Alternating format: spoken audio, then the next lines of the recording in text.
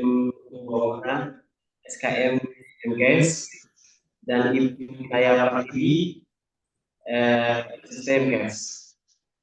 Yang kami hormati Ketua Program Studi Akademik dan Media Kusuma nanti Ibu Nurdiana Pelupesi, SSTM KEP.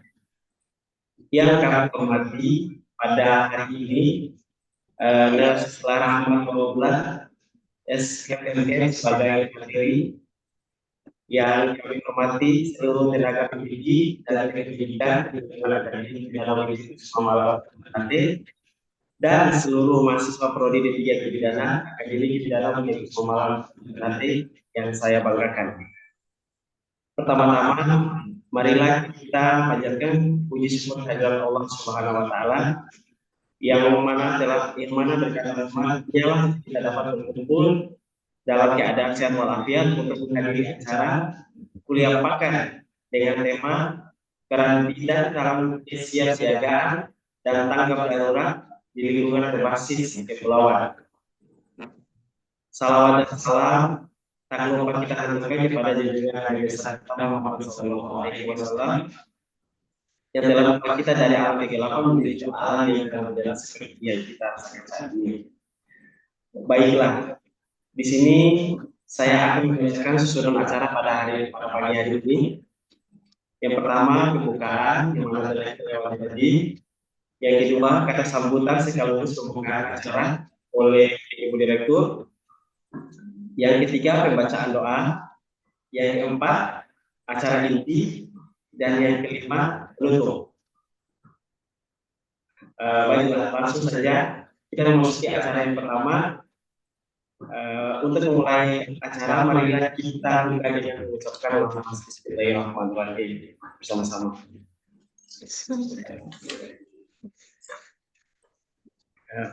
Selanjutnya, kata sambutan oleh Ibu Direktur Akademik Pidana Media Kusuma Ternate, Ibu Asnur Haji Hukum SSTM MKS, sekaligus membuka acara pada pagi hari ini. Kepada Ibu Direktur, silakan.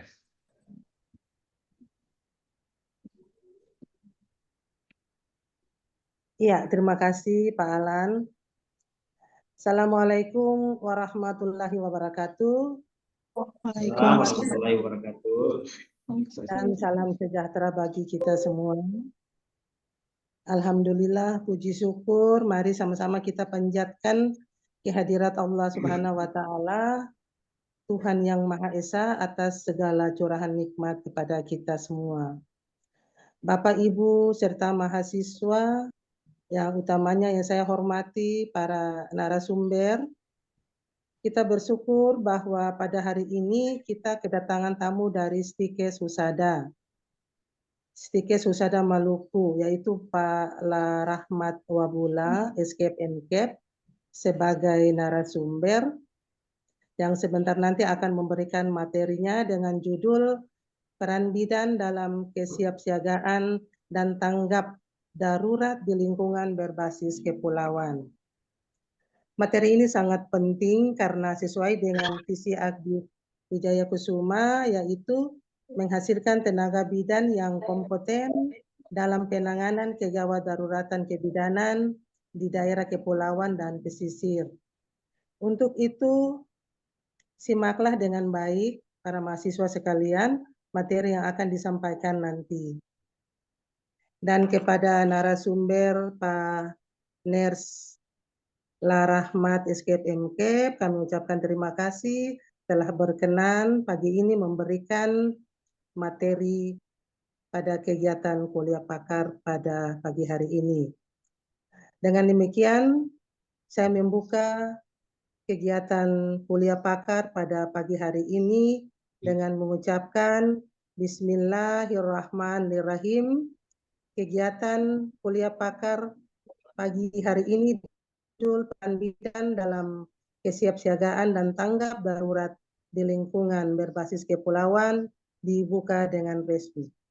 Sekian dan terima kasih. Wassalamualaikum warahmatullahi wabarakatuh. Waalaikumsalam warahmatullahi wabarakatuh. Kita berangkat ke acara yang selanjutnya. agar dapat ridho dari Tuhan Yang Maha Esa, marilah kita berdoa sejenak. Berdoa, kita berdoa bersama-sama dengan membaca surah Al-Fatihah. Berdoa dimulai.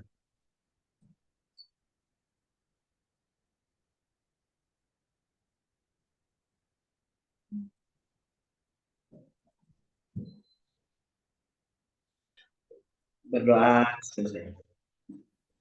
Kita mulai ke acara selanjutnya, yaitu acara inti yang akan dipandu oleh moderator, yaitu saya sendiri. Ini kita lanjut ke acara selanjutnya. Terima kasih telah memberikan kesempatan dan waktu kepada saya sebagai moderator dalam acara ini dengan tema peran bidan dalam IACK dan dalam darurat di lingkungan berbasis kepulauan. Baiklah, acara kita pada pagi hari ini dibagi menjadi posisi, yaitu penyampaian materi dan sesi tanya jawab. Baiklah, langsung saja kita dengarkan penyampaian materi dari materi kita yang sangat luar biasa ini. Kebetulan Bapak sudah ada di Zoom. Selamat pagi Bapak. Selamat pagi, Pak. Salam kenal ya semua. Ya, sudah. Sebelum beliau menyampaikan materinya, saya akan membacakan biografi beliau terlebih dahulu. Bapak Leslar Pembola SPNK sekarang bekerja sebagai dosen lebih dari 5 tahun di Stikes Maluku Sada. Pengalaman kerja di tahun 2010 sampai 2014 menjadi tenaga pendidikan di Poltekkes Kementerian Maluku. Di tahun 2014 sampai sekarang menjadi dosen di Stikes Maluku Sada. Riwayat pendidikan di tahun 2007 sampai 2010 beliau berkuliah di Poltekkes Kementerian Maluku Informatika Keperawatan. 2011 sampai 2017 beliau berkuliah di Universitas Erlangga S1 Fakultas Keperawatan. 2017 sampai 2018 beliau berkuliah di Universitas Erlangga juga program pendidikan profesional Fakultas Keperawatan. 2017 sampai 2019 beliau berkuliah di Universitas Erlangga S2 Fakultas Keperawatan. Dan 2023 sampai sekarang beliau berkuliah di Universitas Indonesia S3 Fakultas Ilmu Keperawatan. Beri tangan dulu adik-adik. Lanjut. Prestasi beliau di tahun 2020 yaitu 1 dan juga buku ajar oleh LPD layar 12 dan juga PDP oleh Kementerian Putri 3 pengawas pusat Komnas 4 reviewer dari beberapa jurnal nasional dan internasional. Di tahun 2021 1 dan juga buku ajar oleh LNP layar 12 2 dosen terbaik di prodi perawatan dan proses. Tahun 2002 1 dosen terbaik di prodi perawatan dan proses. 2 dosen tingkat ketiga Sinta di Stikes Maluku Sada. 3 dan juga PDP oleh Kementerian Putri 4 lulusan beasiswa LPDP. Ketiga, ketua AIMI atau Asosiasi Institusi Pendidikan Indonesia di regional kelas 2022 sampai 2026. Di tahun 2023 1 dan juga buku ajar LLD layar 12 2 DLP atau dari Australia OCDR nasional. 3 pengurus kelurahan LPDP I. Riwayat publikasi akademia 1 memiliki lebih dari 20 artikel dari publikasi nasional dan tertulis Sinta. 2 memiliki lebih dari 10 artikel dari publikasi nasional tertulis Fokus. Baiklah,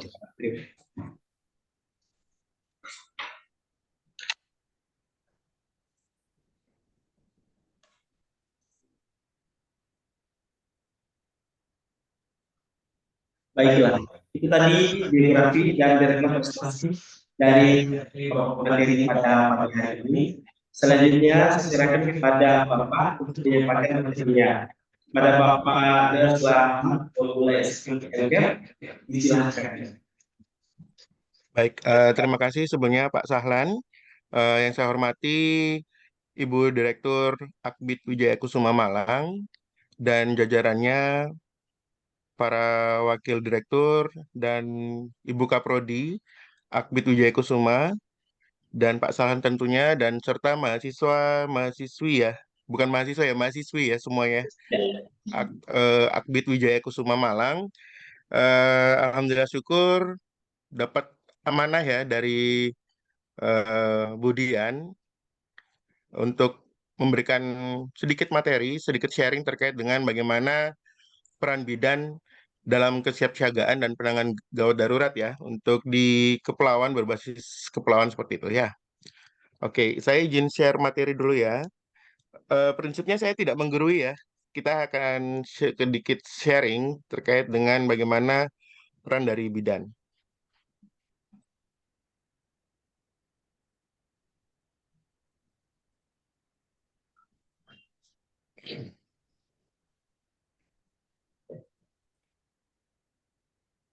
Apakah slide-nya sudah terlihat? Sudah. Sudah, Pak. Oke, baik. Terkait dengan judul hari ini adalah terkait dengan peran bidan ya dalam kesiapsiagaan dan tanggap darurat di lingkungan berbasis kepulauan. Kira-kira untuk adik-adik mahasiswa ya, kira-kira kenapa sih materi ini penting untuk ditampilkan pada hari ini? Ada yang bisa raise hand atau bisa menjawab?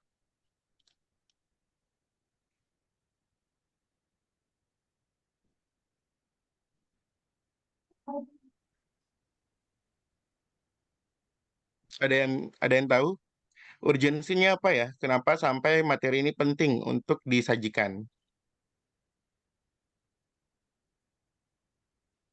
Ada yang tahu? Kenapa seorang bidan itu harus penting, harus tahu bagaimana sih kesiapsiagaan dan untuk penanganan gawat darurat di daerah berbasis kepulauan? Oke, tentunya teman-teman semua ya, untuk mahasiswi, bahwa kita ketahui bahwa untuk di Ternate itu kan wilayah kepulauan ya, berbasis kepulauan, dan notabene itu sudah masuk dalam ring of fire, artinya rawan bencana seperti itu. Jadi seorang bidan juga ataupun tenaga kesehatan wajib mengetahui bagaimana terkait dengan first aid atau tindakan pertama untuk penyelamatan pada pasien dengan gawat darurat seperti itu ya.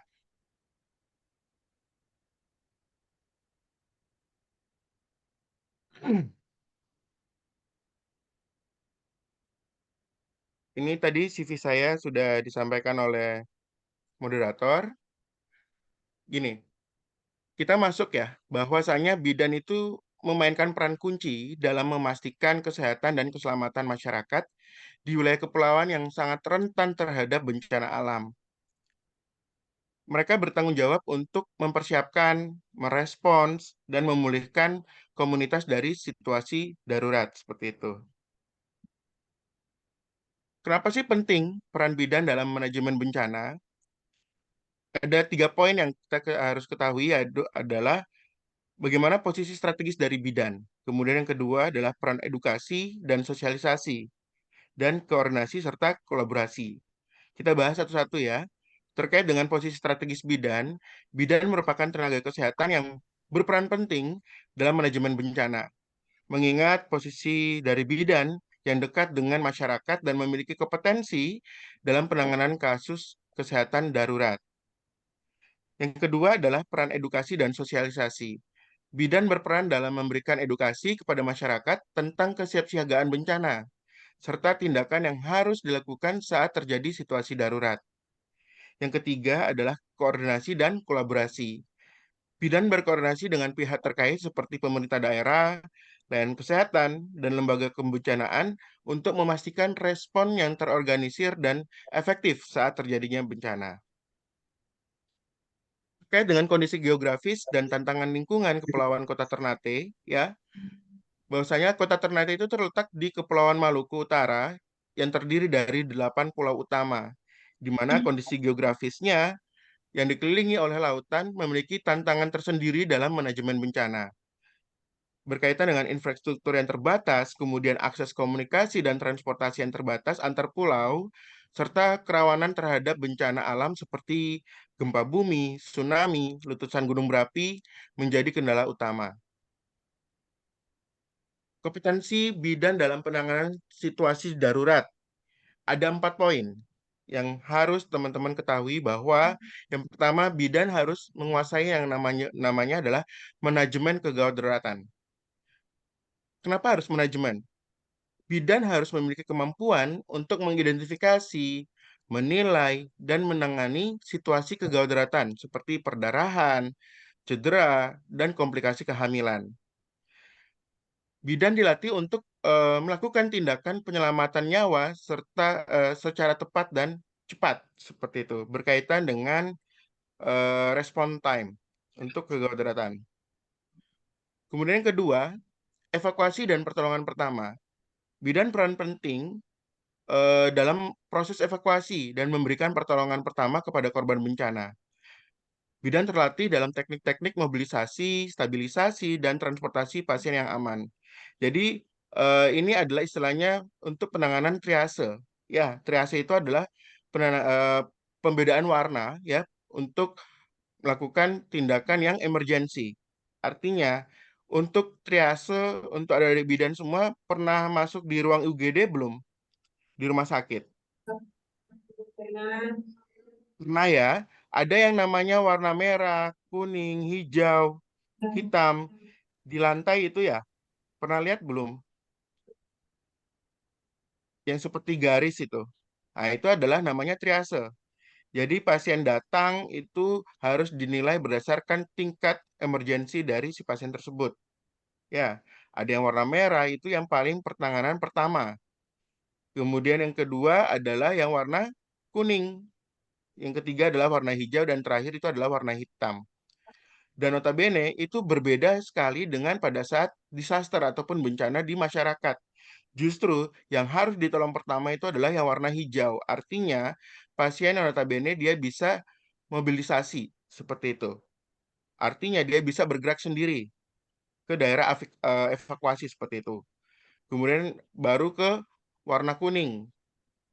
Dan tindakan yang notabene misalnya kayak seperti fraktur, luka-luka dan sebagainya. Kalau yang warna merah sudah multiple fraktur seperti itu. Contoh spinal cord injury atau lain sebagainya. Baru yang terakhir itu adalah warna hitam seperti itu. Jadi teman-teman harus ketahui bahwasanya triase itu sangat penting ya dalam tindakan kompetensi dari seorang bidan dalam penanganan situasi yang gawat darurat seperti itu. Kemudian bidan harus ini ya terlatih dalam teknik-teknik mobilisasi. Bagaimana caranya mengangkat pasien, menggoyangnya pasiennya, kemudian menjaga stabilisasi seperti itu untuk mencegah perdarahan, kemudian untuk hipotermi seperti itu. Kemudian dan transportasi yang pasien yang sangat aman seperti itu. Kemudian kompetensi yang ketiga adalah koordinasi dengan tim tanggap darurat. Bidan harus mampu berkoordinasi dengan tim tanggap darurat lainnya seperti petugas militer, kemudian petugas pemadam kebakaran, dan relawan untuk memastikan adanya respon yang terorganisir dan efektif seperti itu. Yang terakhir adalah pengelolaan logistik kesehatan. Seorang bidan juga harus mampu mengelola persediaan obat-obatan, alat-alat kesehatan, dan logistik lainnya yang dibutuhkan dalam situasi darurat.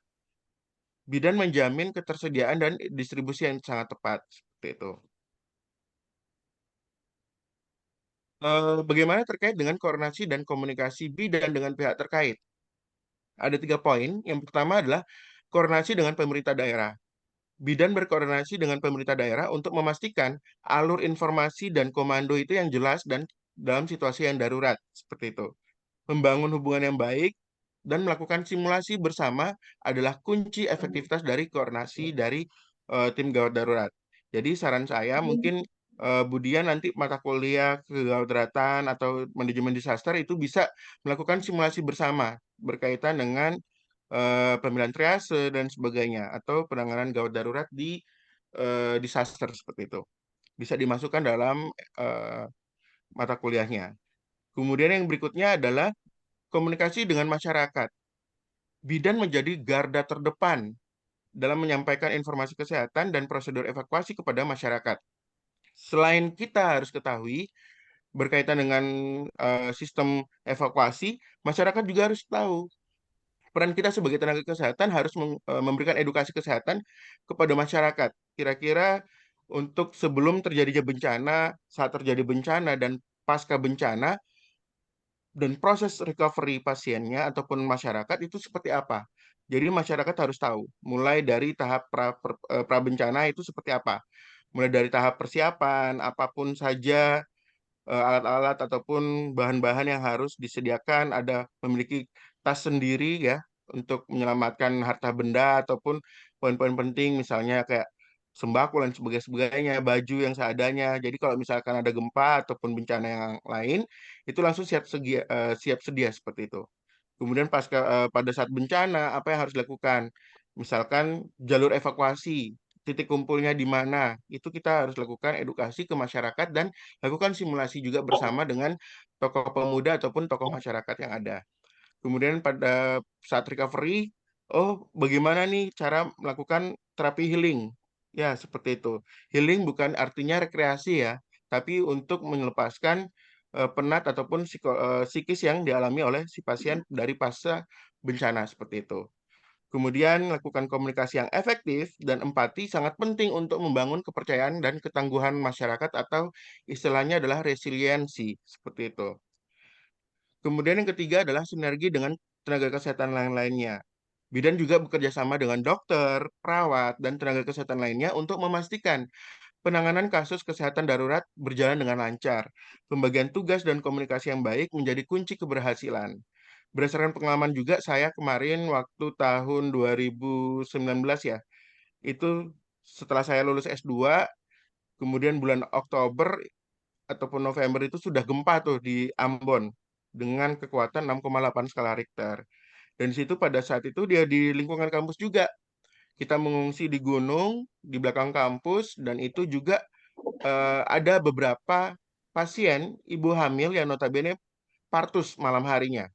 Mau tidak mau saya membantu mereka seperti itu. Jadi kita sebagai tenaga kesehatan, saya juga perawat dan belajar kompetensi dari seorang bidan juga untuk melakukan partus mandiri. Dan itu mau tidak mau dengan kondisi yang seadanya kita harus menolong pasien tersebut. Alhamdulillah syukurnya waktu itu 3 orang bumil yang notabene lakukan partus dan saya tolong dan itu mandiri nih, tidak ada partner yang lainnya seperti itu. Yang lainnya mahasiswa dan saling membantu seperti itu. Alhamdulillah syukurnya ya berjalan dengan lancar dan selamat bayinya dan ibunya juga seperti itu. Jadi kita harus standby ya untuk bagaimana caranya untuk meminimalisir keadaan dan harus cepat tanggap seperti itu. Kemudian kita harus lakukan pembagian tugas dan komunikasi yang baik, itu adalah menjadi kunci dari keberhasilan. Kemudian terkait dengan perencanaan kesiapsiagaan bencana di lingkungan kepulauan, ada 5 poin yang harus kita ketahui. Yang pertama adalah pemetaan risiko. Kita harus mengidentifikasi potensi ancaman dan kerentanan spesifik wilayah kepulauan. Kira-kira di wilayah Ternate yang paling bencana yang paling sering muncul itu apa? Rentan Biasanya bencana apa? kalau di sini tuh Kak paling gunung meletus biasanya, Oke, tapi itu Gunung sudah dari Gamalama ya, tahun yang iya erupsi ya. lama iya. Dampaknya apa selain gunung erupsi? Pasti gempa ya. Gempa. Iya, gempa juga. Oke, dan juga bisa beresiko adanya tsunami. Iya. Ya, jadi seperti itu. Jadi teman-teman juga harus ketahui, apalagi kalau misalnya musim hujan, kemarin dulu saya pernah ke Ternate juga, sangat luar biasa, pemandangan yang sangat luar biasa dan sangat cantik sekali. Dan itu memang ini ya berdasarkan kepulauan ya, dan itu di Gunung Gamalama juga ya, anak-anak saya di daerah sekitar itu juga anak gunung seperti itu. Ada banyak anak gunung yang notabene masih sampai saat ini aktif ya untuk gunung berapinya seperti itu. Iya, Bukan hanya Pak. gunung di atas daratan saja, tapi ada juga di bawah laut. Contoh di wilayah Maluku itu ada di Kepulauan Banda, Banda Neira. Nah, itu juga sangat risiko sekali. Kemudian kedua, penyiapan sumber daya. Kira-kira untuk pengadaan logistik apa yang harus dilakukan? Itu kita harus lakukan untuk preparing seperti itu. Kemudian peralatan dan fasilitas dari tanggap darurat. Kemudian yang ketiga, pelatihan bidan, pembekalan pengetahuan dan keterampilan penanganan krisis kesehatan. Di sini untuk kompetensi gawat darurat dari seorang bidan itu ada namanya PONET dan PONEK ya, Budian ya. PONET dan PONEK. Jadi itu mungkin salah satu saran kepada teman-teman di Wijaya Kusuma itu kalau bisa nanti ending dari mahasiswa kebidanan mungkin bisa diadakan pelatihan tersebut. Jadi sebagai tambah nilai jual dari ataupun ini ya kompetensi dari seorang bidan lulusan dari Wijaya Kusuma seperti itu. Jadi sebagai nilai jual untuk open recruitment tenaga kesehatan. Jadi adik-adik bidan sudah memiliki bekal yang sangat luar biasa untuk bisa terjun di dunia kesehatan dan bisa terjun langsung ke masyarakat.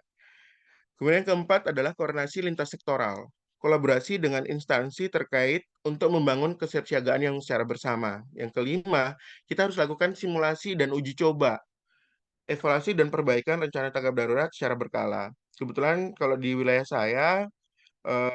saya selalu melakukan pengabdian masyarakat dan itu juga joinan dengan teman-teman tim teaching. Artinya sesuai dengan mata kuliah kita ya.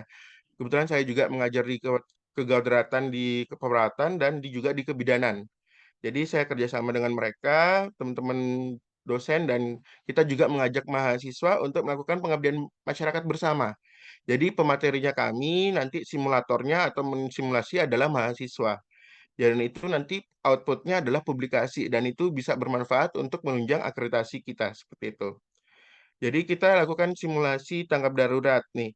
Contohnya saya mengajarkan mereka harus membuat tabletop. Tabletop itu apa?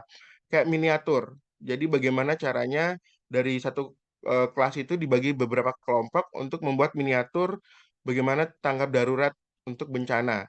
Mulai dari pre-bencana, saat bencana, dan pasca bencana. Nah, jadi mereka membuat 3 tabletop. Jadi mereka membuat seperti video seperti itu, dan alhamdulillah syukur sudah dipublish di YouTube kami seperti itu, YouTube channel dari Hima Keperawatan ataupun juga dari Stikes Maluku Sada, dan itu mungkin bisa diterapkan ke adik-adik kebidanan di sana seperti itu, dan itu juga outputnya biar masyarakat itu bisa merasakan atau terintegrasi, karena nanti salah satu syarat akreditasi itu adalah harus terintegrasi antara RPS yang kita susun itu juga harus terintegrasi dengan mata kuliah yang kita ajarkan ke mahasiswa, dan itu juga sesuaikan artikel-artikel publikasi, dan itu juga harus terintegrasi dengan pengabdian Tridharma perguruan tinggi seperti itu. Kemudian, untuk mewujudkan kesiapsiagaan bencana di lingkungan Kepulauan Ternate, bidan perlu melakukan pemetaan risiko, menyiapkan sumber daya memadai, meningkatkan kompetensi diri, menjalin koordinasi dengan pihak terkait, serta melakukan simulasi dan uji coba secara rutin. Langkah-langkah ini memastikan kesiapsiagaan dari bidan untuk menghadapi dan menangani situasi darurat di wilayah kepulauan. Bagaimana terkait dengan prosedur evakuasi dan penyelamatan masyarakat? Yang pertama adalah identifikasi jalur evakuasi. Bidan berkoordinasi dengan pihak terkait ya untuk memetakan jalur evakuasi yang aman dengan mempertimbangkan kondisi geografis dan infrastruktur kepulauan. Jadi biasanya ditandai dengan titik kumpul seperti ini. Nanti ada anak-anak panah yang mengarahkan untuk mencapai ke titik kumpul. Kalau misalkan gempa bumi, jadi titik kumpulnya di daerah lapangan yang tidak ada bangunannya. Kemudian kalau untuk mencegah tsunami berarti harus di daratan yang tinggi seperti itu atau gunung seperti itu. Nanti ada anak-anak panahnya seperti itu. Dan harus berkumpul di titik kumpul seperti ini. Kemudian mobilisasi sumber daya. Mengumpulkan dan mempersiapkan sumber daya seperti kendaraan, perahu, alat komunikasi, dan perlengkapan pertolongan pertama guna untuk mendukung proses evakuasi. Pak, bagaimana kalau misalkan gempa nih, kemudian gagal teknologi, artinya tidak ada sinyal dan sebagainya. Mau tidak mau kita harus menunggu secara stabil seperti itu. Ataupun juga harus menggunakan walkie-talkie. Itu tidak menggunakan ini ya, sinyal kayak gitu-gitu, tapi hanya membutuhkan frekuensi atau hertz seperti itu. Kemudian komunikasi secara terpadu, di mana kita harus memastikan adanya koordinasi dan komunikasi yang efektif dengan pihak-pihak terkait, seperti tim SAR, pemerintah daerah, relawan, untuk mengoptimalkan upaya dari penyelamatan. Kemudian kita harus menunjukkan prioritas kelompok rentan. Jadi kita harus memilah nih, memberikan perhatian khusus kepada ibu hamil, balita, lansia, dan penyandang disabilitas dalam proses evakuasi, memastikan mereka mendapatkan penanganan yang secara tepat. Kira-kira apa sih yang dialami oleh ibu hamil dan balita pada saat terjadinya bencana? Ada yang bisa jawab? Kira-kira rentan apa nih yang dialami oleh ibu hamil dan balita pada saat bencana datang? Ada yang bisa jawab?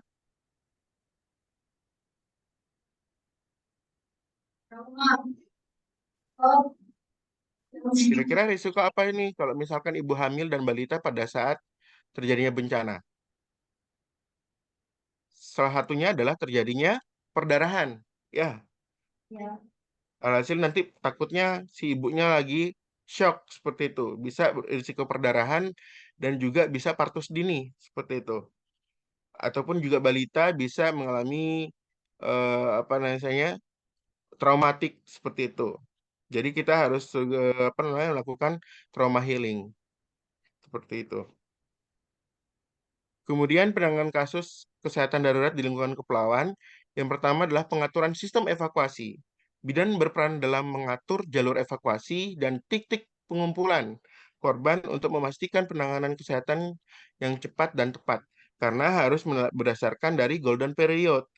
Kalau misalkan nih, pasien yang dengan gangguan jantung ya, kardiovaskuler, heart attack atau serangan jantung, itu harus diselamatkan kurang dari 8 jam karena itu adalah berdasarkan American Heart Association 2020 atau AHA 2020. Jadi itu harus dievakuasi kurang dari 8 jam. Kalau lebih dari 8 jam bisa berisiko untuk kematian biologis seperti itu. Kemudian yang kedua adanya pertolongan pertama. Bidan memberikan pertolongan pertama pada luka, cedera, ataupun penyakit akut sesuai dengan kondisi di lapangan sebelum korban dirujuk ke fasilitas kesehatan. Kemudian ketiga, persiapan logistik di mana bidan harus memastikan ketersediaan dari obat-obatan, alat kesehatan, dan perlengkapan medis lainnya untuk mendukung penanganan dari gawat darurat tersebut.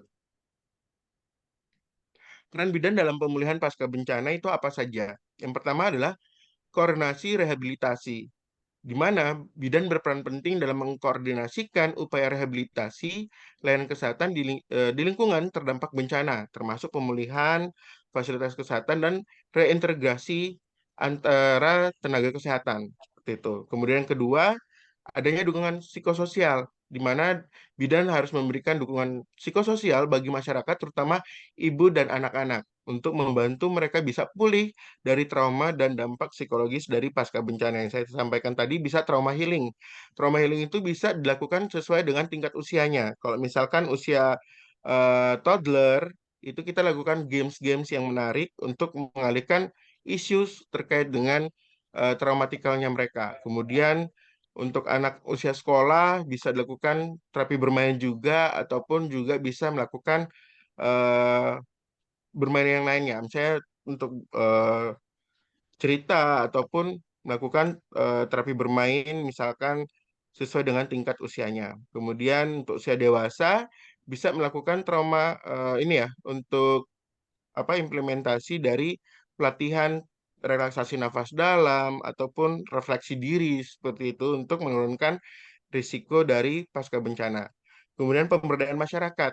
Bidan juga harus terlibat dalam upaya pemberdayaan masyarakat yang terdampak, membantu mereka memulihkan mata pencaharian dan kehidupan sosial ekonomi yang terganggu akibat dari bencana. Peran bidan dalam mewujudkan ketangguhan masyarakat seperti apa? Bidan merupakan garda terdepan dalam pelayanan kesehatan di lingkungan kepulauan. Peran bidan sangat krusial atau sangat penting dalam mempersiapkan dan meningkatkan ketangguhan atau resiliensi dari masyarakat dalam menghadapi bencana. Bidan bertanggung jawab memastikan kesiapsiagaan, saling koordinasi, dan penanganan efektif saat darurat terjadi. Seperti itu. Mungkin itu saja. Sekian dan terima kasih. Silakan saya lanjutkan ke moderator. Kalau mau ada pertanyaan, disilahkan. Sebelum saya masuk ke sesi berikutnya berkaitan dengan sosialisasi beasiswa LPDP. Ya, mungkin mohon izin Bu Direktur dan Bapak Ibu dari eh, staf dari Akbid Wijaya Kusuma Malang, saya mohon izin menyelipkan materi berkaitan dengan beasiswa LPDP. Mungkin bisa tertarik untuk teman-teman dosen ataupun juga mahasiswa kebidanan. Ya, yang notabene kalau misalnya mahasiswa kebidanan bukan hanya stagnan untuk selesai kuliah langsung nikah nih. Boleh nikah, enggak apa-apa. Tapi harus melanjutkan studi juga ya. Kalau misalkan ingin cita-cita menjadi dosen ataupun tenaga kesehatan dan lain-lainnya. Jadi jangan cuma hanya bermimpi untuk selesai D3 saja. Harus melanjutkan studi untuk ke jenjang yang lebih tinggi lagi.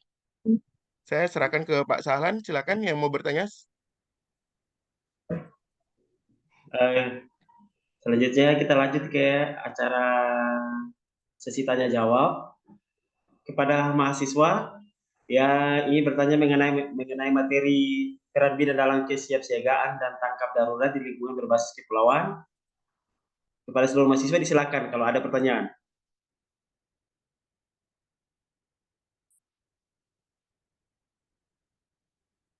Mahasiswa, Ya, Pak. apakah ada pertanyaan?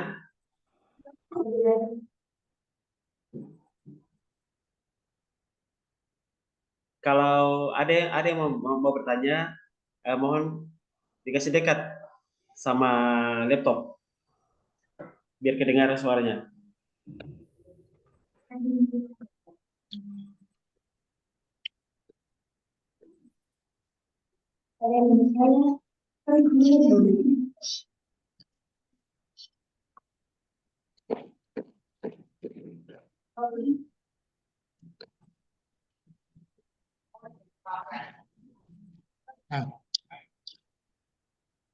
Ayo, Nggak usah malu-malu ya, jangan sungkan-sungkan untuk bertanya ya. Mayoritas di semester 2 dan semester 4 ya.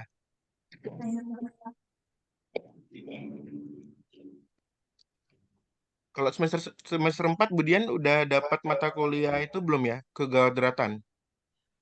Kalau semester 4 itu belum, Pak. Nanti Oh, di belum. semester 5, insya Oh, Allah. 5. Oke. Jadi curi start nih.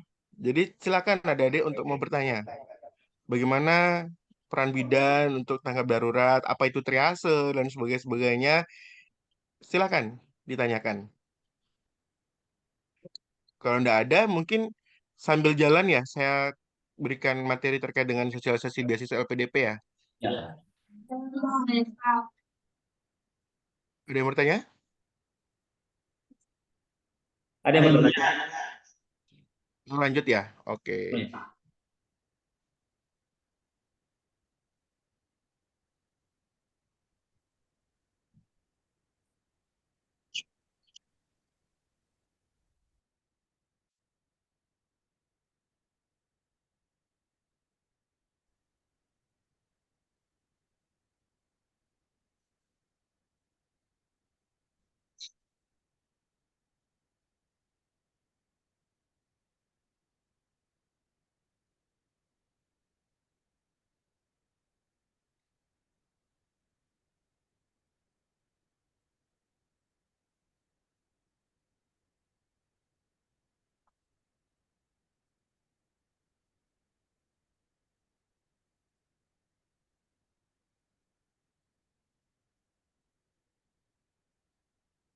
Apakah slide-nya sudah terlihat?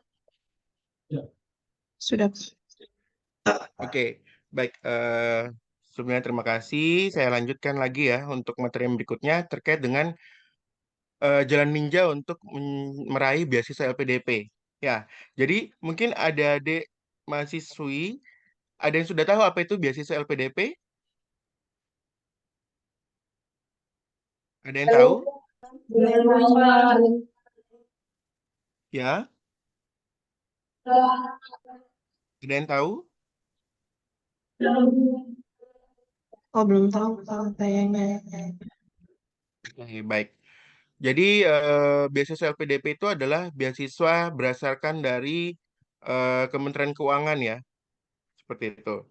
Dan ini prinsipnya adalah gratis. Dan ini harus untuk, tapi hanya untuk jenjang S2 dan S3, adik-adik semua. Jadi adik-adik kan masih D3 D3 kebidanan ya. Nanti kalau bisa melanjutkan studi D4 kebidanan, baru preparing untuk beasiswa LPDP untuk S2 seperti itu.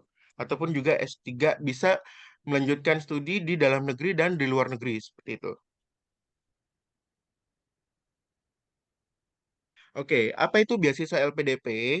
Berdasarkan Undang-Undang 1945 mengamanahkan bahwa sekurang-kurangnya 20% dari anggaran penerimaan dan belanja negara atau APBN adalah fungsi pendidikan, untuk fungsi kependidikan.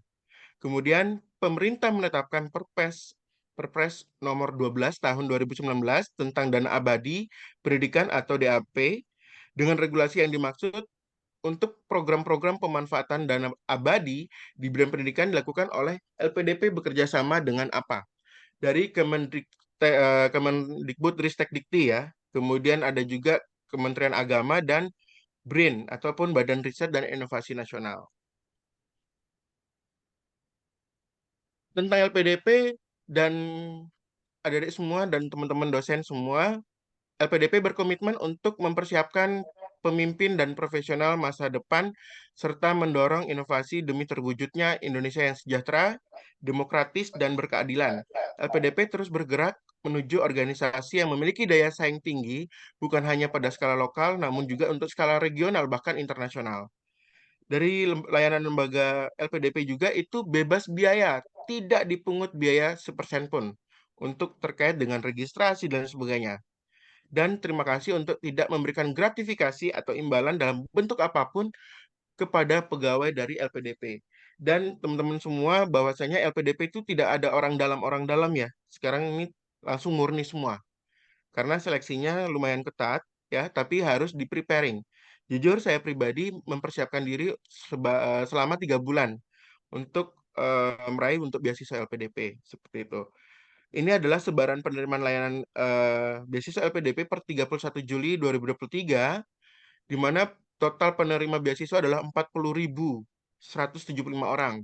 Alumni adalah 19.501 orang, dan penggunaan dana abadi itu sebesar 134,11 triliun. Ya, jadi sangat banyak sekali, sangat rugi kalau misalkan teman-teman selaku kita masyarakat Indonesia tidak memanfaatkan dana tersebut untuk biaya pendidikan dan gratis seperti itu.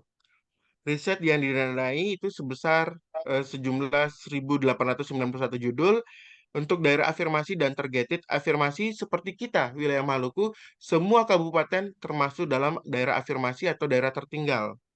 Dan targeted itu berkaitan dengan PNS, TNI, Polri. Itu sebanyak 20.424 orang.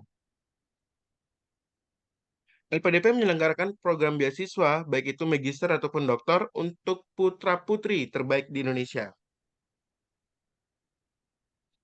Program beasiswa LPDP apa sih yang dibuka? Apa saja? Yang pertama adalah berkaitan dengan program umum.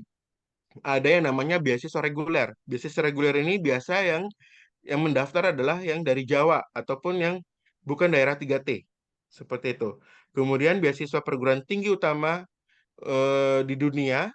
Kemudian beasiswa parsial. Beasiswa parsial itu adalah beasiswa yang dibayar sebagian oleh LPDP, sebagian oleh si calon penerima beasiswa. Jadi sangat rugi ya, 50-50. Alangkah baiknya semua yang harus full, seperti itu. Kemudian poin kedua adalah program targeted, yaitu beasiswa khusus untuk PNS, TNI, ataupun Polri. Kemudian ada juga untuk beasiswa kewirausahaan. Kemudian beasiswa pendidikan kader ulama yang mau jadi eh, ustadz atau lain sebagainya, pendakwah dan sebagainya itu bisa dapat beasiswa pendidikan kader ulama. Ada banyak juga di Mesir, seperti itu, Arab dan sebagainya itu banyak. Kemudian beasiswa dokter spesialis dan subspesialis. Yang ketiga adalah program afirmasi. Itu ada beberapa poin, yaitu adalah beasiswa penyandang disabilitas ya. Jadi semua orang itu berhak, bukan hanya yang orang normal doang, tapi yang mengalami keterbatasan fisik seperti itu juga bisa. Kemudian beasiswa putra-putri daerah Papua dan juga beasiswa daerah afirmasi termasuk di wilayah Maluku Utara. Kemudian beasiswa prasejahtera. Prasejahtera ini adalah yang ekonominya menengah ke bawah ya. Dan itu ada kartu untuk prasejahtera. Itu bisa mendaftar. Dan program afirmasi ini memiliki apa ya istilahnya poin yang sangat-sangat dispensasi sekali. Nanti kita sampaikan. Ini persyaratan umum ya. Jadi teman-teman semua bisa mengakses layanan beasiswa LPDP ya di lpdp.kemenq.go.id. Insya Allah nanti sekitar pertengahan Juni ini sudah di penerimaan gelombang kedua untuk beasiswa LPDP ya. Jadi bagi dosen ataupun tendik tenaga kependidikan bisa melanjutkan studi seperti itu ya, bisa dipersiapkan. Untuk 1 tahun itu dibuka dua kali pendaftaran seperti itu di awal tahun dan di Juni 2024 ataupun di tiap tahun lainnya seperti itu. Kemudian syarat yang kedua adalah telah menyelesaikan program studi untuk diploma 4 ya, minimal D4 ya.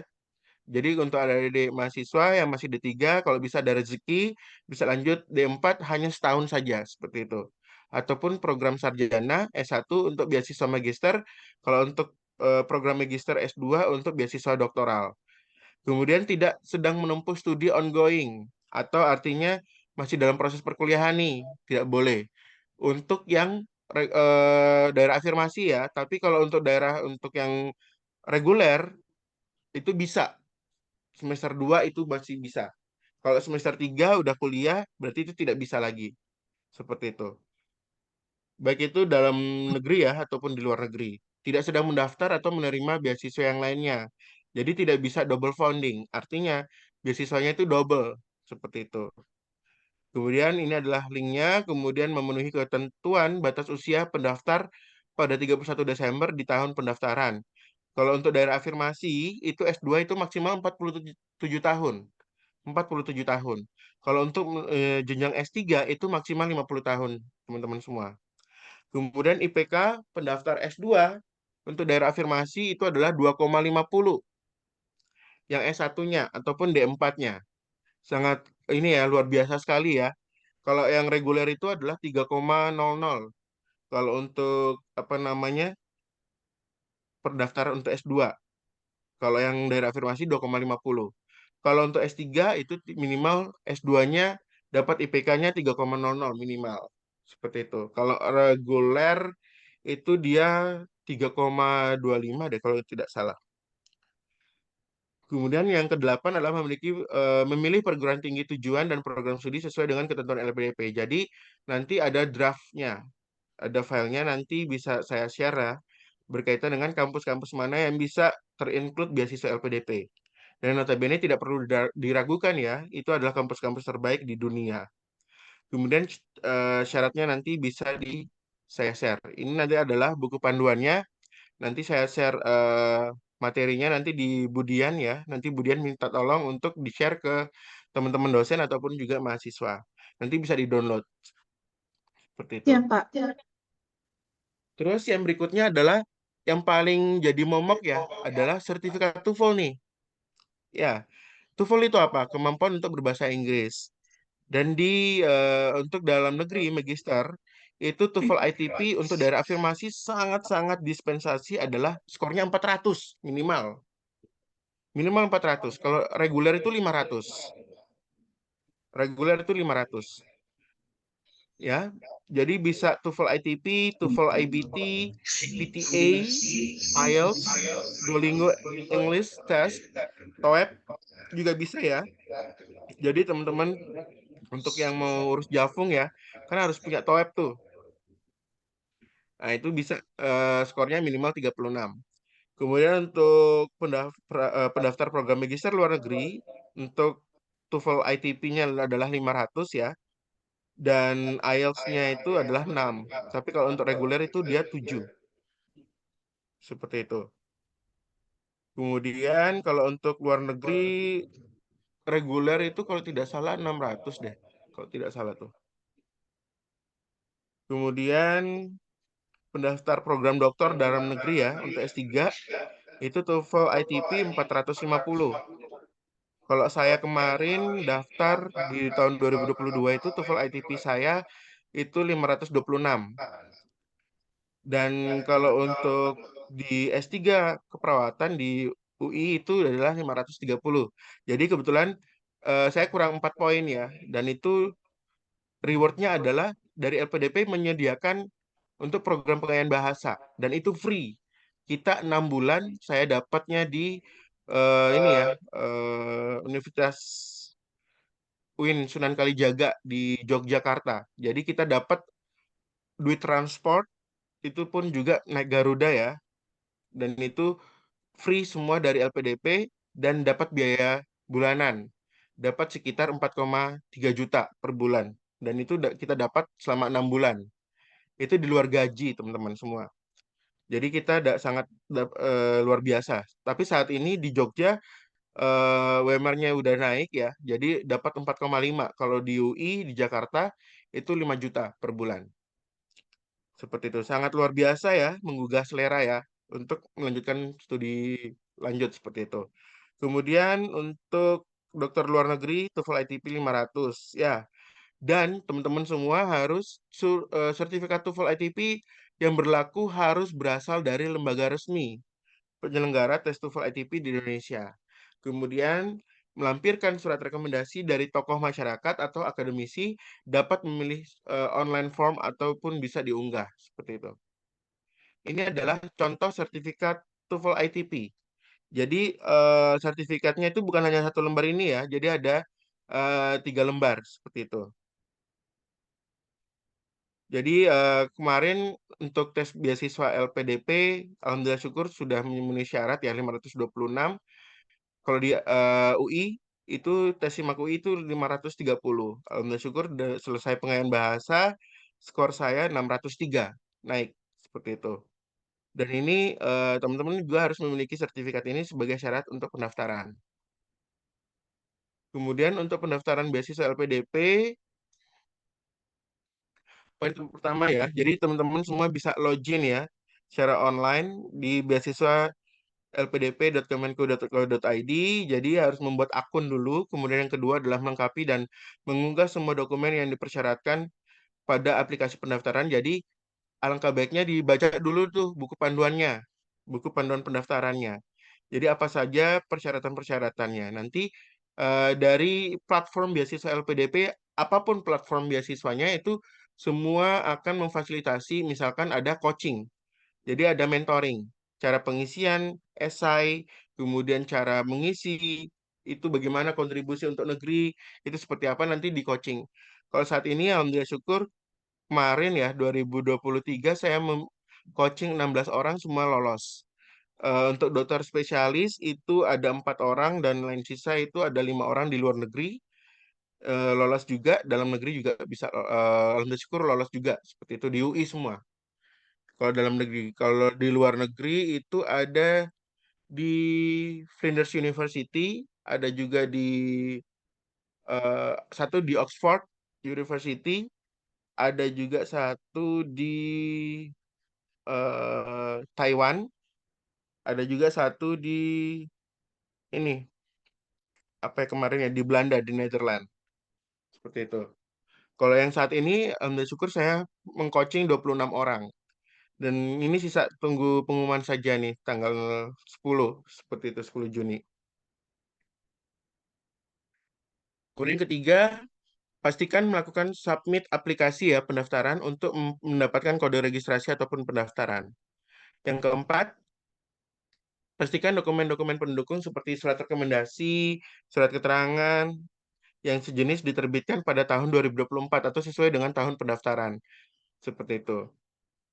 Kalau untuk daerah afirmasi itu ada salah satu persyaratan itu adalah surat domisili yang menjelaskan bahwasanya kita sudah domisili ini lebih dari 10 tahun di wilayah Maluku ataupun di daerah 3T. Seperti itu. Kalau walaupun KTP-nya di luar, tapi kalau misalkan sudah berdedikasi di wilayah daerah afirmasi lebih dari 10 tahun itu bisa dijadikan pendaftaran. Seperti itu. Informasi detail bisa diunggah di buklet ya. Ini adalah tahapan seleksi teman-teman semua. Yang pertama adalah seleksi administrasi ya, mulai dari berkas-berkas seperti itu, dan ingat tidak boleh ada pemalsuan sertifikat-sertifikat terkait dengan sertifikat TOEFL, seperti itu. Ada dua jalur, yaitu kalau misalkan sudah memiliki LOA, LOA itu adalah surat keterangan sudah lolos kampus, kampus tujuan. Ya, jadi kalau ada yang sudah memiliki, itu bisa melewati seleksi bakat skolastik. Ya, seleksi untuk bakat skolastik langsung ke tes wawancara atau tes substansi.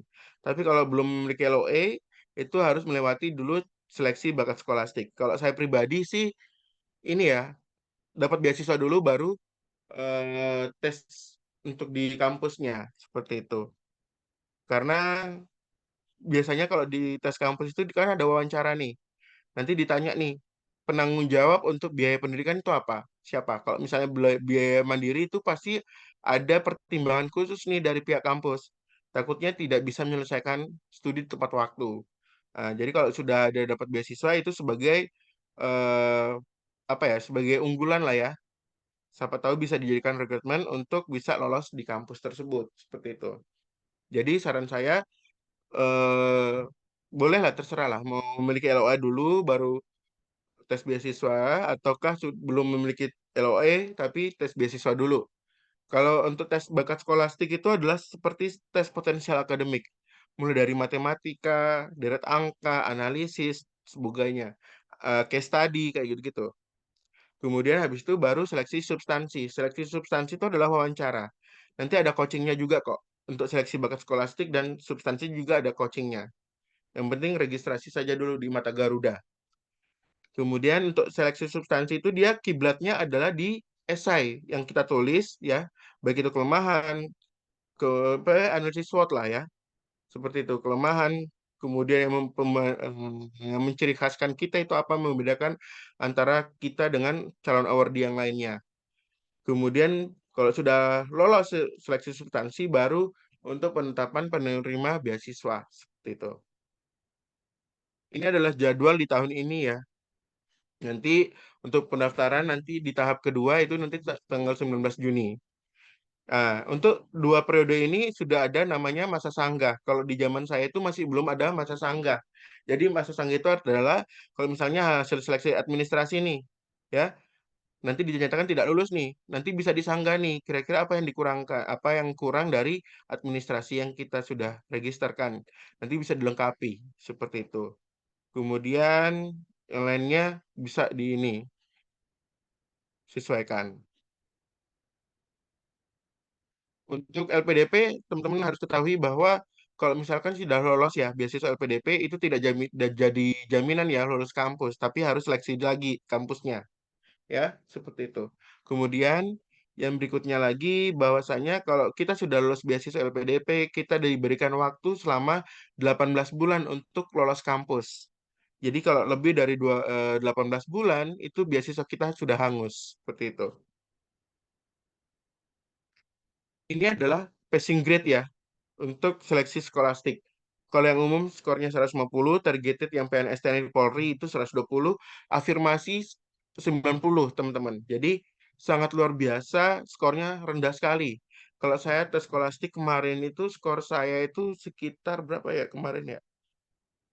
260 untuk tes skolastik. Seperti itu. Terus untuk yang tes substansi wawancara. Jadi untuk magister reguler ya, skornya 860, afirmasi itu 640, dokter spesialis 900, doktor itu adalah 790. Kalau kemarin saya skornya itu adalah 1420, seperti itu. Ini adalah dana komponen beasiswa LPDP ya, yang ditanggung oleh LPDP. Semuanya, dari dana pendidikan, pendukung, dan untuk penyandang disabilitas. Yang lebih lengkapnya di sini. Untuk S2, saya tidak mengambil yang lain, tapi contohnya di UI ya. Ini saya capture dari teman saya yang S2. Jadi dana pendidikan itu adalah dana pendaftaran. Jadi kayak kita daftar kampus, kalau di UI untuk S3, S2 itu kemarin 1.200.000 kalau tidak salah. Kalau S3 1.600.000. Jadi kita pakai uangnya kita dulu tuh. Nanti di reimburse, nanti diganti. Kemudian dana SPP itu urusannya LPDP ya. Itu nanti tergantung. Kalau sekarang kan ya isu-isunya kan UKT dinaikkan ya, tapi dari menteri dikatakan bahwasanya tidak jadi untuk ini ya, kenaikan UKT seperti itu. Jadi kalau di UI saat ini itu 32 juta seperti itu. Untuk semesternya itu 22 seperti itu. Untuk S3. Tapi kalau untuk S2 sesuaikan dengan program studi. Kemudian kita dapat dana tunjangan buku, teman-teman. Waktu itu saya kuliah pertama itu tahun 2023 ya, Agustus 2023 itu dapat total semua 35 juta. Seperti itu. Terinci dari uang tunjangan buku 10 juta per tahun, kemudian kemudian dana kedatangan ya, dana kedatangan itu 10 juta ya. Yang ini dana kedatangan, kemudian dana tunjangan buku dan LA. LA itu adalah living allowance dari per 3 bulan. Jadi kita 5 juta per bulan. Jadi kalau per 3 bulan jadi dapat 15 juta. Jadi 15 juta tambah 10 juta 25 tambah 10 jadi 35 juta. Itu kita awal kuliah. Nanti per 3 bulan berikutnya kita hanya cuma mendapatkan 15 juta. Jadi kata dapat biaya hidup itu per 3 bulan. Kemudian untuk dana penelitian tesis ya itu maksimal 50 juta. Kemudian dana bantuan seminar internasional itu kita menjadi oral speaker ya. Kita presentase. Kalau di luar negeri itu adalah 15 juta, kalau dalam negeri 5 juta. Kemudian dana publikasi jurnal internasional, kalau Q1 25 juta, sesuaikan dengan komponen biayanya. Kemudian dana pendukung tadi ya, 5 juta per bulan, dana transportasi, itu at cost, nanti di reimburse kok.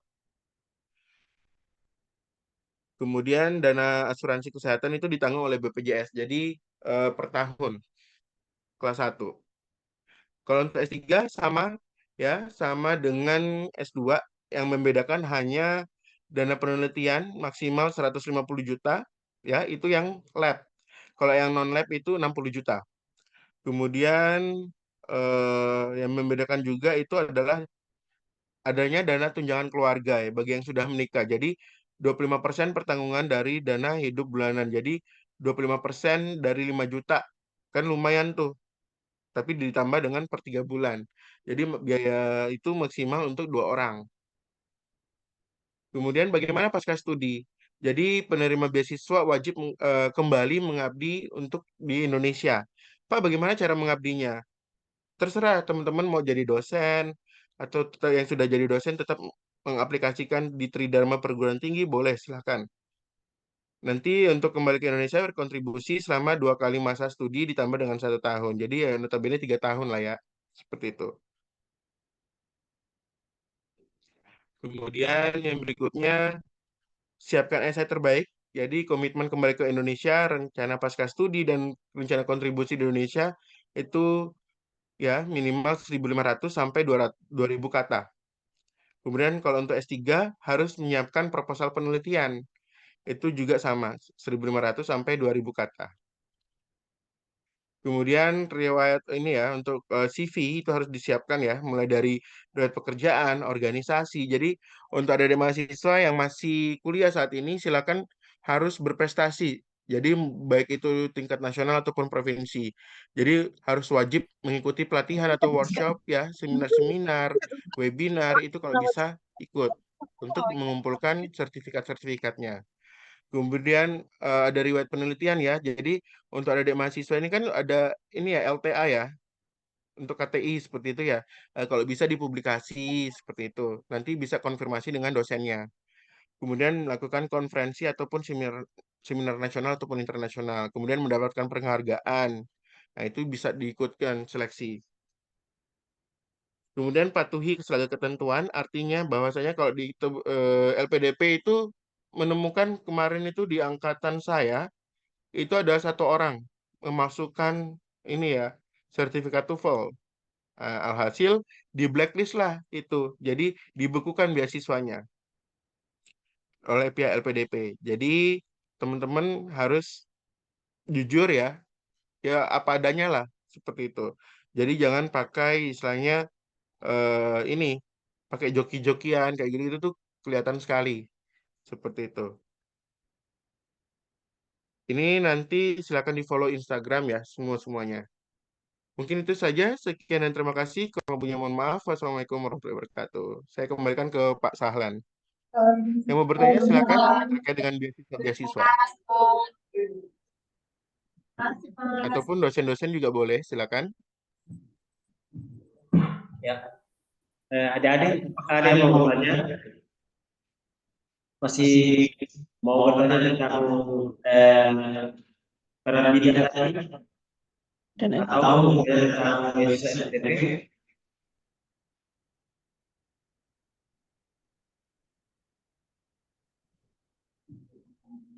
Ayo, Atau Bapak Ibu dosen boleh juga boleh. Ada ya Bapak Ibu dosennya?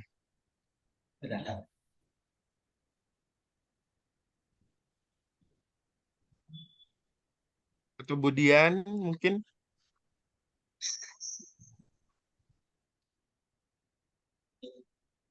Nanti kita sharing-sharing ya untuk terkait dengan beasiswa. Pak Amir ada mau bertanya? Saya boleh bertanya? Silakan Pak. Oh, siap.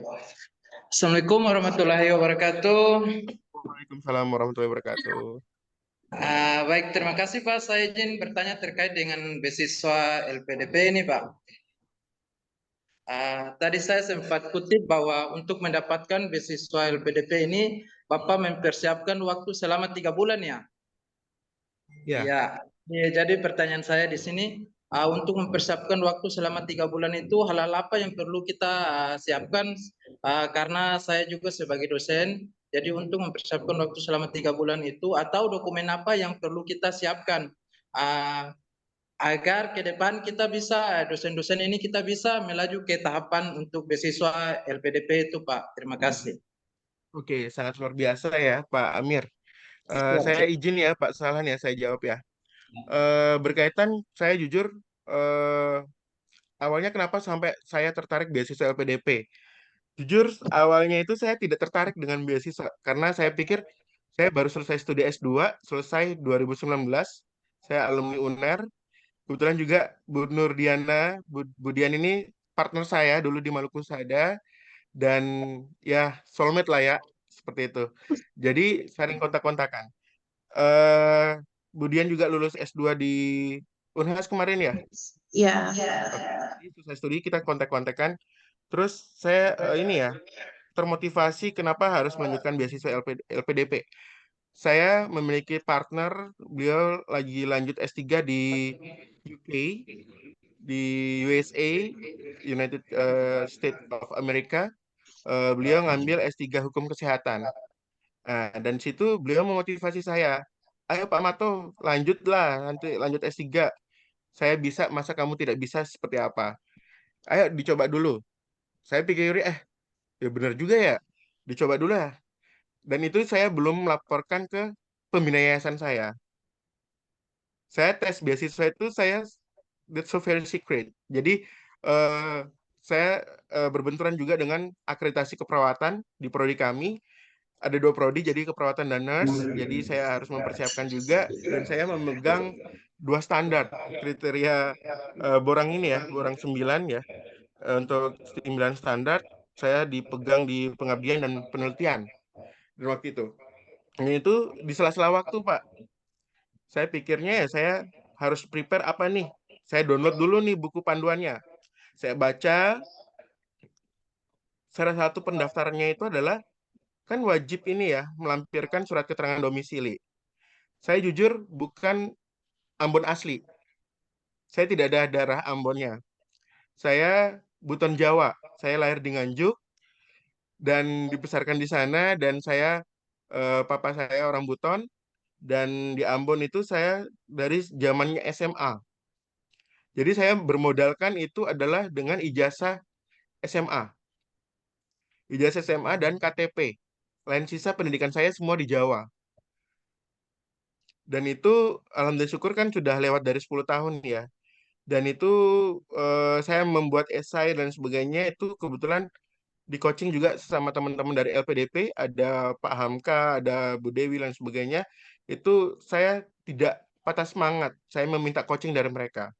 Dan saya juga sering browsing ya di YouTube seperti itu. Kebanyakan memang ada beberapa yang sembunyi ilmu, Pak. Artinya tidak mau melihat partner yang lain itu untuk berkembang. Jadi saya mau tidak mau saya harus ini ya, ada Instagram ya. Jadi Mata Garuda itu saya follow semuanya yang berbau LPDP, dan saya melihat oh ya ini tertarik nih seperti itu. Dan kan seleksinya kan ada seleksi administrasi, kemudian seleksi skolastik, substansi. Seleksi administrasi saya berusaha untuk membuat ini ya, penulisan esai, dan itu di coaching dari LPDP Pusat, dari Mata Garuda. Jadi Cempaka Mas namanya. Dan itu di mentoring cara pengisiannya seperti apa. Di dalamnya itu ada kelemahan, keunggulan kita, kemudian perbandingan antara kita dengan orang lain, kemudian adalah beberapa berkas yang harus kita tentukan seperti itu. Terus yang berikutnya juga ada namanya esai. Esai. Jadi esainya itu kita bagaimana caranya bisa mengabdi untuk negeri. Kira-kira kita menyelesaikan studi ini urgensinya apa? Kemudian pasca studi ini kita mau bikin apa? Kebetulan saya juga dosen, saya pada intinya ya cerita apa adanya. Dan saya selama menjadi dosen di Stikes Malkusada, dalam syukurnya saya membuat inovasi. Jadi ada namanya membuat tim gawat darurat. Jadi saya melatih adik-adik mahasiswa untuk menjadi ini brigade gawat darurat di Maluku Sada. Jadi kalau ada bencana ataupun lain sebagainya, mereka yang berperan penting. Jadi mereka langsung tindakan semua. Terus saya juga membangun untuk desa binaan. Jadi saya sering sharing dengan Budian juga ya. Jadi kita tektokan bagaimana kalau bisa kita membuat desa binaan itu seperti apa. Jadi kita harus terintegrasi nih antara RPS-nya kita, kemudian tim teaching-nya kita, materinya itu harus terintegrasi antara penelitian kita dengan pengabdian masyarakat. Jadi itu poin penting. Karena kalau untuk melanjutkan studi S3 itu memang riwayatnya adalah harus lihat nih track record dari artikel publikasi, baik itu jurnal ilmiah ya nasional ataupun terindeks Scopus. Kalau teman-teman sudah memiliki riwayat itu lumayan banyak, itu silakan bisa lanjut studi S3. Ya tidak perlu banyak-banyak ya, misalnya ya 3, 5 gitulah ya. Seperti itu. Jadi setiap tahunnya ada produktif seperti itu. Terus untuk tes skolastik ya. Saya jujur saya membeli buku di Shopee, bukan ini kita mempromosikan brandnya orang ya. Jadi ada yang namanya tes skolastik, tes bakat skolastik itu saya prepare latihan soal 3 bulan, Pak. Saya latihan-latihan dan itu jujur Pak, saya lulus SMA itu 2007. Saya kelahiran tahun 90. Saya kelahiran 90. Saya belajar ya, saya lulus dari tahun 2007. Waduh, belajar matematika ulang nih. Jadi belajar lagi nih. Jadi tes skolastik itu saya jujur prepare di sela-sela waktu akreditasi, saya juga malamnya belajar. Jadi bagaimana kalau misalkan saya prinsip adalah kalau orang lain bisa, kenapa kita tidak bisa? Orang lain makan nasi, kita juga makan nasi. Orang lain bisa S3, kenapa kita tidak bisa S3? Seperti itu. Saya prinsipnya seperti itu. Jadi alhamdulillah syukur dari situ saya prepare, kemudian tes wawancara juga di coaching, tes skolastik itu saya juga tidak disangka-sangka Kak, Pak Amir. Jujur saya satu kali tes Pak. Saya perdana tes LPDP dan alhamdulillah syukur lolos langsung Pak. Dan perdana juga tes di UI, alhamdulillah syukur lolos juga Pak. Alhamdulillah.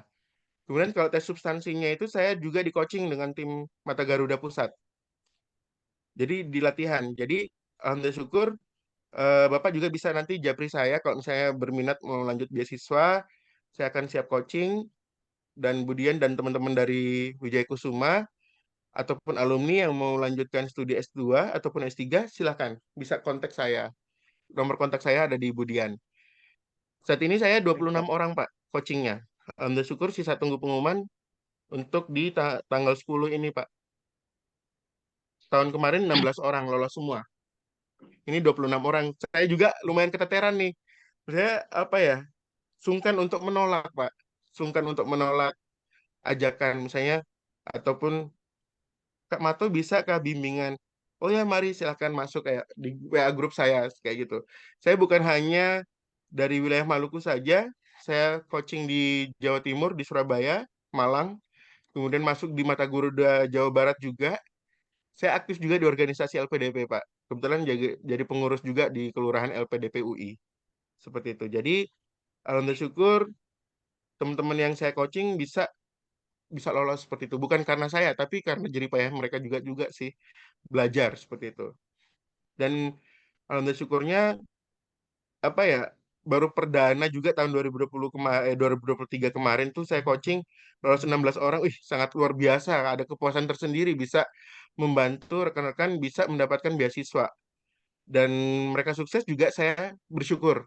Oh, saya bisa membuka gerbang untuk mereka. Seperti itu, Pak. Kalau ada mau bertanya, silakan lagi, Pak. Baik Pak, terima kasih atas arahan yang luar biasa ini. Ini akan menjadi motivasi bagi kami di dosen Akademi Kebidanan Wijaya Kusuma. Nanti ke depan kami bisa sharing-sharing sama Bapak terkait dengan beasiswa LPDP ini.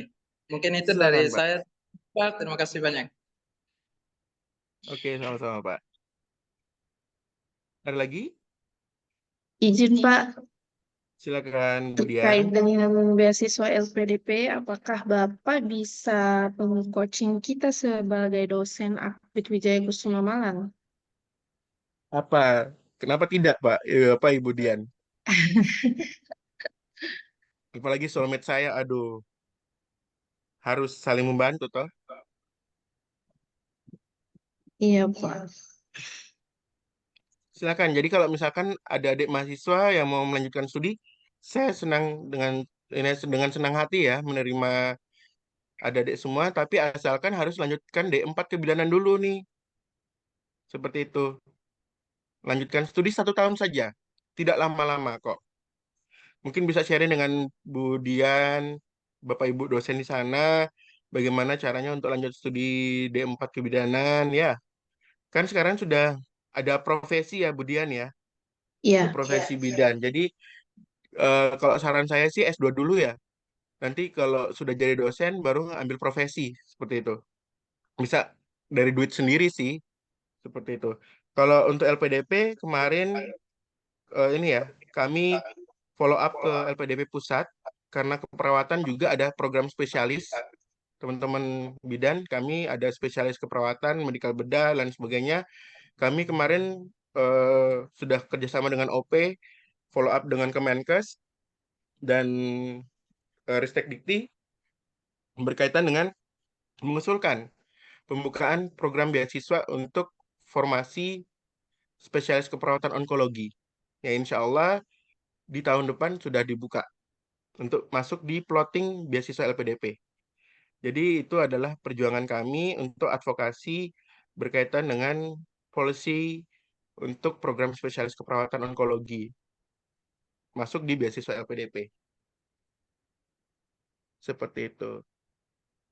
Ada lagi mungkin Bu Sri mungkin atau siapa? Boleh Bu Sri silakan.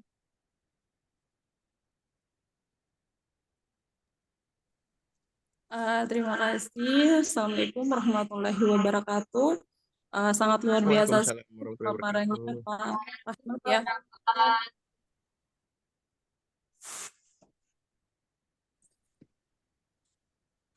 Pak Rahmat, bisa dengar suara saya ya? Iya, Pak. Iya, Ibu. Ya, terima kasih. Pak Rahmat, yang menjadi pertanyaan saya untuk ke depannya mungkin kita teman-teman dosen atau pendik yang ingin melanjutkan ke jenjang magister atau doktoral. Nah, tadi tuh saya kutip ada beberapa perguruan tinggi yang memberlakukan beasiswa LPDP ini, tapi saya belum tangkap kira-kira dari perguruan tinggi mana saja yang memberlakukan beasiswa LPDP ini, baik itu untuk program magister atau doktoral. Mungkin seperti itu, Pak Rahmat. Terima kasih. Oke, baik Bu Sri. Saya izin jawab ya Pak Sahlan ya. Jadi Ya. seluruh perguruan tinggi yang memiliki program studi kebidanan yang syarat dari LPDP itu adalah terakreditasi A. Minimal ya B ya, tapi kalau bisa sih A ya. Jadi teman-teman juga, teman-teman dosen harus browsing juga nih, kira-kira program studi mana nih yang terakreditasi A. Kalau saran saya, teman saya yang S2 itu dia lanjutnya di Pajajaran, ada. Di UNER juga ada. Itu juga akreditasi A. Dan internasional juga, seperti itu. Untuk magister kebidanan, itu yang direkomendasikan. Jadi Pajajaran dan UNAIR. Kalau di UI tidak ada kebidanan. Tapi dia compare ke ini ya, public health, MKes. Jadinya tidak linear.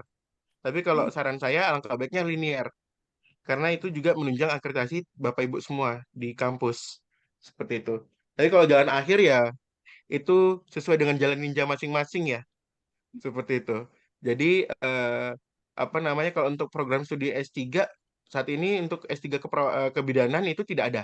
Belum ada. Bukan tidak ada, tapi belum ada. Kebanyakan teman-teman kebidanan itu mereka selesai S2, mereka lanjutkan di UI untuk compare dengan doktoral untuk kesehatan masyarakat. Seperti itu. Biasanya kan mereka ke Case Pro seperti itu. Iya. Atau juga di UNAIR juga ada, UGM juga ada. Jadi kalau saran saya sih daripada ke perguruan swasta, saran saya ke negeri. Dan eh, di LPDP itu universitas terbaik. Kalau di dalam negeri ya, kalau luar negeri banyak. Kalau misalnya di Midwifery itu di Taiwan itu juga ada di Chulalongkorn University, kemudian ada juga di Flinders University di Australia, ada juga di mana ya saya lupa tuh. Adelaide, Adelaide University di Australia, di daerah Perth. Oke, ya. Baik, Untuk terima kasih kebidanan Pak sih Rahmat. Eh, sama-sama Bu Besar Sri. harapan kami mungkin ke depannya yang ingin melanjutkan studi, mungkin dari Bapak bisa menjadi paduan, atau tadi yang Bapak bilang menjadi posting kami. Besar harapannya mungkin ke depannya kami bisa bekerja sama melalui Ibu Dian ya. Amin. Iya. Terima kasih Pak Rahmat. Sama-sama. Apalagi kalau misalkan berkaitan dengan lanjut studi untuk dosen ya, itu kan juga ada di kriteria berapa itu ya? Di bagian akademik, bukan akademik, staff ya, di ti- eh di 4 ya, kalau tidak salah, di kriteria 4 atau 2 gitu. Di bagian mutu juga ya, itu kan poin penting juga untuk staff dosennya juga untuk lanjutkan studi itu poin juga nambah poin tuh untuk akreditasi seperti itu. Saya jujur selesai lulus beasiswa LPDP baru saya melaporkan diri di yayasan. Dan bersyukur yayasan kami ya sangat luar biasa. Beliau sangat menerima. Awalnya mempending saya sekitar 3 jam menunggu jawaban. Dan alhamdulillah syukur waktu itu saya selesai dari Medan, kegiatan AIPNI juga, Asosiasi Institusi Pendidikan Nurse Indonesia, saya juga kebetulan ketua regional, dan itu membawahi dari 7 kampus di wilayah Maluku, Maluku Utara, Papua, dan Papua Barat.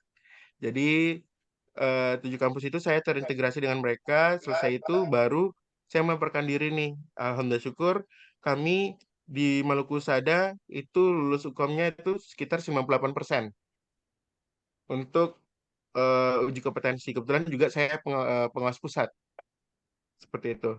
Jadi saya membriefing untuk adik-adik mahasiswa saya harus wajib lulus kompeten. Bagaimana caranya? Yang awalnya itu lulus uji kompetensi itu sangat minim sekali, palingan 15%. Yang lulus palingan sedikit. Dari situ saya rubah ini polanya dan kerjasama dengan Ibu Kaprodi kami. Alhamdulillah syukur kami membuat namanya CBT Center untuk tryout uji kompetensi. Jadi saya jujur kami yang dipegang nurse ya, kami dipegang profesi nurse, saya mewajibkan untuk teman-teman preseptor itu mengumpulkan soal-soal uji kompetensi. Jadi satu orang itu 100 soal. Jadi ibaratnya sebagai bank soal. Dan itu bukan soal ecek-ecek.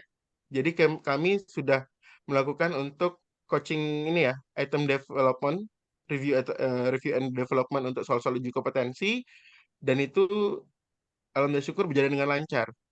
Saya mengisyaratkan dengan Ibu Kaprodi juga bahwasanya kumpul satu orang itu 100 soal. Kalau tidak kumpul, honornya tidak akan cair.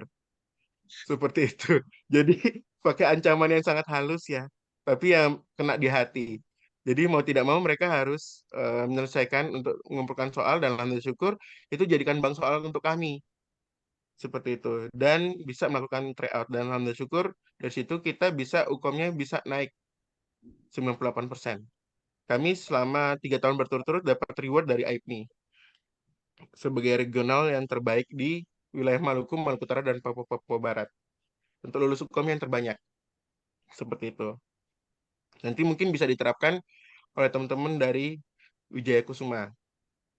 Saya kemarin juga sempat mengawas di Ternate, di Poltekkes Ternate. Mengawas UKOM. Kenal ini juga teman-teman dari Poltekkes Ternate banyak. Cuma 3 hari sih, masih kurang. Wisata kulinernya enak-enak soalnya. Apalagi rahang tuna itu. Tapi wahana kotanya keren sekali, rapi kok. Bersih. Mungkin ada lagi? Ada yang mau bertanya? Mungkin ada yang bertanya, Ibu wanita satu, Wismawati. Silakan Bu Isma.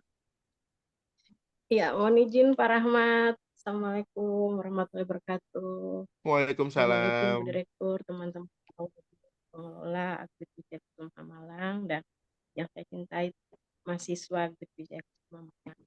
Ya, mohon izin Pak Rahmat, mungkin ini kita di sini sedikit sharing mungkin ya Pak ya. Terima Boleh, kasih Bu. sudah memberikan begitu banyak ilmu untuk kami semua pengelola, terkhususnya mahasiswa kami di semester 2 dan semester 4. Ya. Jadi Pak Rahmat, ini izin cerita sedikit. Nah, saya ini kan sementara lagi ujian akhir untuk disertasi. Nah, jadi mungkin ke depannya untuk hubungan kerjasama ini bisa dilanjutkan lagi, di mana nantinya Pak Rahmat bisa memberikan ilmu-ilmu Pak Rahmat yang Masya Allah sudah luar biasa ya. Nah, Masya dan Allah. iya, dan mungkin sedikit pertanyaan saya masih keliru mungkin terkait dengan beasiswa LPDP. Nah, mungkin sedikit penjelasan dari Pak Rahmat. Nah, ada teman saya kemarin Pak, sama-sama waktu ambil studi S3, mereka sudah mendapatkan beasiswa yang notabene beasiswa itu keluar dari provinsi yang diakarkan dengan APBD. Nah, ketika mereka break karena refocusing anggaran di 2020 terkait dengan kasus corona, mereka break, kemudian di 2020 kan melanjutkan untuk studi lanjut. Nah, dan alhamdulillahnya mereka dapat. Nah, dapatnya itu mendapatkan lulus beasiswa LPDP. Nah, yang menjadi pertanyaan saya Pak, nantinya ke belakang itu Pak bagaimana tuh? Apakah anggaran yang sudah mereka dapat waktu di APBD itu sinkron tidak nantinya dengan LPDP yang mereka sudah jalani sementara ini untuk studi akhir nih Pak. Ya, mungkin itu Oke, saja baik Pak Rahmat. Bu Isma Ya. ya. Izin menjawab ya. Jadi kalau sepengetahuan saya, bahwasanya kita tidak boleh founding untuk beasiswa. Jadi tidak boleh double. Seperti itu. Kalau misalkan statusnya temannya Bu Isma itu adalah dia lagi break untuk beasiswanya atau studinya yang lagi break. Kalau kedapatan dari beasiswa LPDP nanti dibukukan tuh seperti itu. Kalau misalkan double funding seperti itu karena dari LPDP itu cukup hanya satu aja dan itu sangat luar biasa dananya itu besar sekali Bu. Kalau misalkan dapat dari juga pemerintah daerah ya wawalam ya Bu ya. Yaitu tergantung dari kesadaran diri masing-masing sih seperti itu. Karena juga nanti takutnya kedapatan tuh. Ini kan masih belum kedapatan nanti ada teman-teman juga yang dibekukan beasiswanya. Nanti disuruh pilih salah satu seperti itu. Ya, jadi Pak Rahmat itu juga kemarin sempat waktu semester 1-2 masih dapat ya dia sertifikasinya, tetapi pas ketahuan langsung di break oleh LLD. Iya, iya. Iya. Karena itu kan kesadaran diri kita masing-masing yang Bu Isma ya. Jadi Ya, pada intinya sih nggak usah ya. Notabene duit itu kan bisa dicari ya, seperti itu. Nanti kalau misalkan kita curang dan sebagainya, nanti ilmu yang kita dapatkan waktu studi itu nggak berkah tuh. Nanti lama nih kita masa studinya tuh takutnya nanti. Yang notabene awalnya harus 3 tahun, tapi nanti molor-molor jadi 5 tahun sampai nanti bisa drop out nanti takutnya. Nauzubillah min zalik. Ya, jauhi kayak gitu ya. ya, iya Kayak Pak, gitu saran makanya saya itu sih kalau bisa jangan ya, double founding. ya. Seperti itu. Makasih Pak Rahmat. Sama-sama Bu Isma. Assalamualaikum. Ada lagi? Ada lagi selanjutnya, adik-adik, ada adik mahasiswa?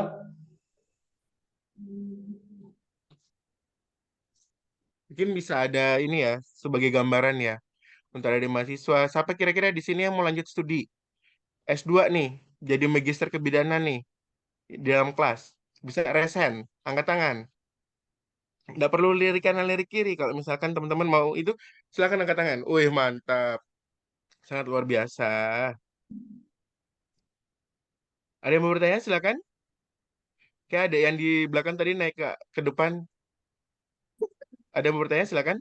Ada yang mau bertanya? Ayo.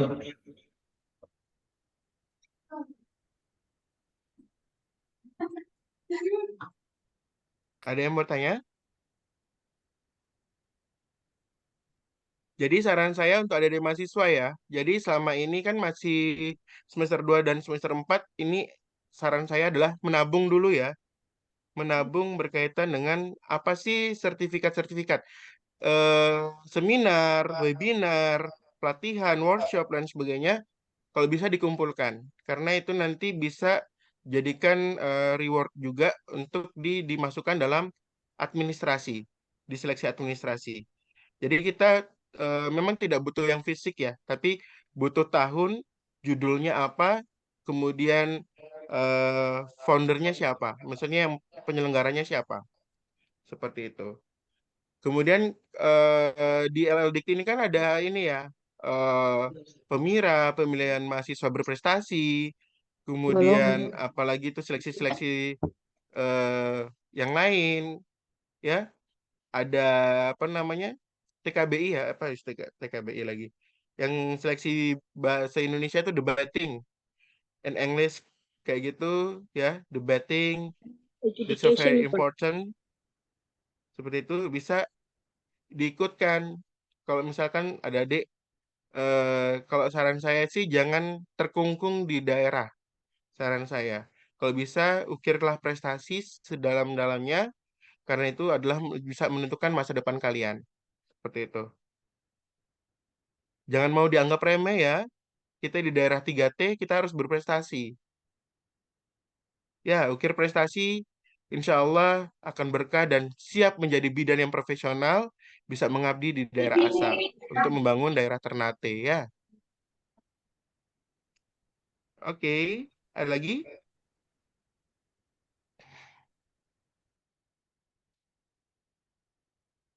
Kayak dong masih malu-malu kayaknya ini ya.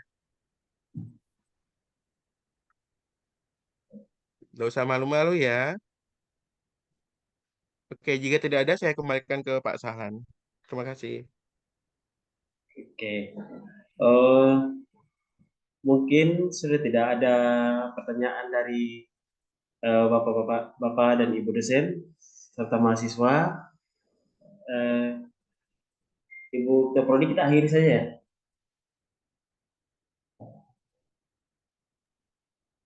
Ya, izin mungkin sudah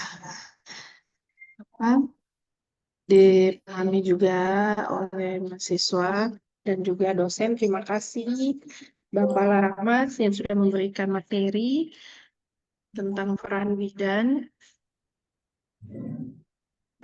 dan sedikit materi juga tentang beasiswa LPDP. Semoga kedepannya mungkin nanti mahasiswa-mahasiswa kami dari Akbit Wijaya Kusuma Malang bisa mengajukan beasiswa LPDP, begitu juga dengan dosen-dosen kami dari Akbit Wijaya Kusuma Malang. Mungkin itu saja ya Pak untuk hari ini. Kita akhiri saja, saya ambil alih. Kita akhiri untuk kegiatan kuliah pakar yang sangat menarik pada hari ini. Terima kasih sebelumnya Pak atas waktunya yang telah mengisi kegiatan kuliah pakar pada hari ini. Insya Allah ke depannya kita bisa bekerja sama lagi agar Bapak Amin. bisa Terima kasih. memberikan ilmu kepada kami. Ya, sekian dan Assalamualaikum warahmatullahi wabarakatuh. Ibu Kaprodi, Waalaikumsalam bagi orang warahmatullahi mau meyakinkan untuk dokumentasi karena itu adalah salah satu Ya, nanti Ya, recordingnya saya lupa kirim foto ke bersama Budian Pak. ya. Kita foto Oh bersama ya, dulu. Iya, boleh, mungkin boleh, boleh. aktifkan dulu videonya masing-masing agar kita bisa foto bersama. Siap. Ibu Wadir 1 sama Ibu Wadir 3 boleh bergabung sama Budir. 1, 2, 3. Ibu di situ jadi. Ayo Ibu di sini. 1, 2, 3. Mereka. 1. Pak izin Pak, dari kita tuh simbolnya dari Bapak LDT itu WK begini Pak. 1, 2, 3. Oke. Ya, terima kasih banyak Pak untuk waktunya. Baik, sama-sama. Sehat selalu semua. Assalamualaikum warahmatullahi wabarakatuh Pak. Waalaikumsalam warahmatullahi wabarakatuh. Terima kasih. Beri aplaus.